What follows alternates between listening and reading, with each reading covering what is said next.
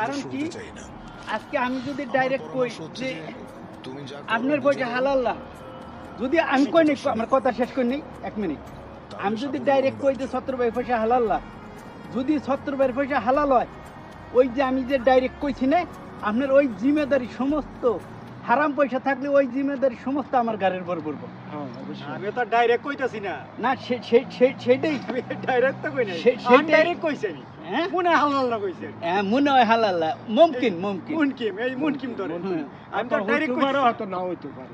তাছাড়া কারণ বেড়াই কি? 4 কোটি টাকা দিয়ে আনে বুই দেশ তো মেসাল কিলে থাকতো।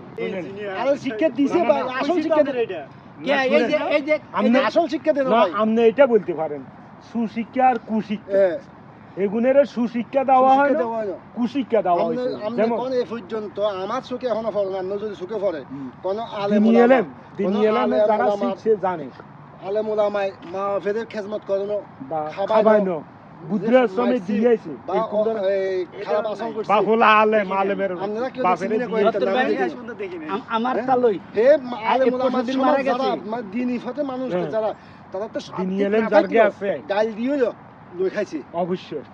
কারণ হে মা বাপের শিক্ষা দিছে এটা হ্যাঁ, দিনী এলেম যারা শিখেছে এই দেন সত্তর ভাই, এই যে আমি আপনার কাছে একদিন গল্প করলাম না, আমার বোন একটা টাউনে বিয়ে দিয়েছি, ওই তালই আমার মারা গেছে। এর পোলা একটা ডাক্তারের চাকরি করে, ডাক্তার না ডাক্তারের চাকরি করে 1 লক্ষ টাকা বেতন, একটা চুয়াডাঙ্গার চাকরি করে। আর আমার বোন যে মানে বিয়ে অনার্স পাস, এ হলো রাজনীতি করে। কথা বুঝছেন? মনে করেন যে আমার বোন জামাই এই বাপ মায়ের দেখছে।